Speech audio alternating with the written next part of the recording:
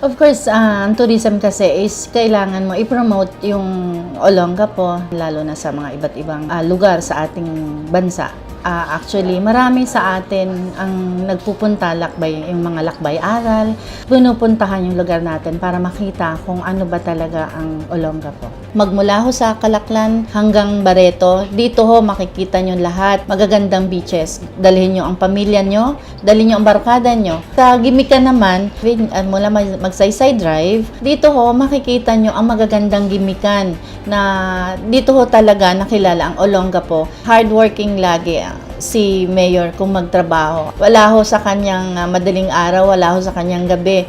Yun ay hardworking lagi. Wala po kayong masasabi sa aking mga staff. Sila po ay kagaya ko magiliw. Pagdating nyo pa lang po sa opisina namin, ay babatiin na po kayo agad ng magandang ngiti. Kagaya ng mga pagngiti ko sa inyo.